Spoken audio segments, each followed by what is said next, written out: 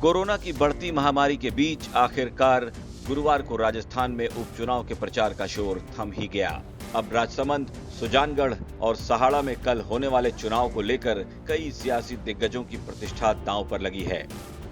प्रदेश की इन तीनों ही सीटों पर बीजेपी और कांग्रेस के तमाम स्टार प्रचारक पहुंच ही नहीं सके। बीजेपी के उम्मीदवारों को पूर्व सीएम वसुंधरा राजे, किरोड़ीलाल मीणा और अर्जुन राम मेघवाल जैसे दिग्गज नेताओं का इंतजार था, लेकिन कोरोना के डर की वजह से ये नेता अपने उम्मीदवारों का चुनाव प्रचार करने नहीं पहुंच पाए।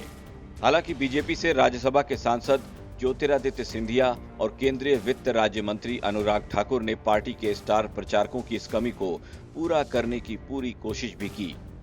बहरहाल अब उपचुनाव के प्रचार का शोर थम चुका है, लेकिन इन तीनों ही क्षेत्रों में रहने वाले दिग्गजों की प्रतिष्ठा दांव पर है। मुख्यमंत्री अशोक गहलोत, पीसीसी चीफ गोविंद सिंह डोटासरा, स्वास्थ्य मंत्री रघु शर्मा, खेल मंत्री अशोक चांदना, ममता भूपेश, भंवर सिंह भाटी जैसे तमाम कांग्रेसी नेता इन तीनों ही सीटों पर अपनी अहम भूमिका निभा रहे हैं। वहीं बीजेपी की बात करें तो राजसमंद सीट पर बीजेपी ने अपना पूरा जोर लगाया है। यहाँ खुद नेता प्रतिपक्ष गुलाब चंद कटारिया और सांसद दिया कुमारी ने ही चुनाव प्रचार में मोर्चा संभाले रखा।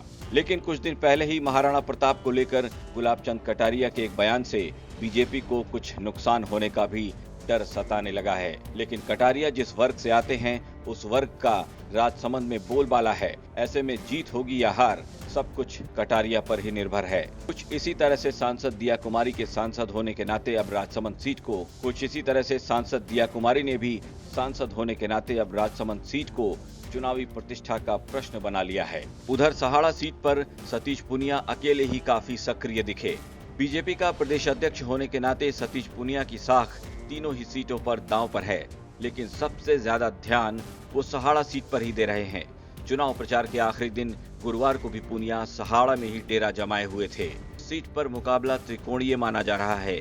बीजेपी और कांग्रेस की लड़ाई में बाजी मारने के लिए आरएलपी के हनुमान भी अपना पूरा जोर लगा रहे हैं।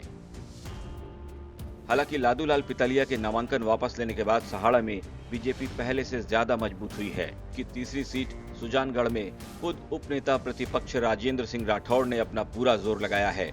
इसके अलावा सांसद सुभाष बहेड़िया भी चुनाव प्रचार में जुटे थे।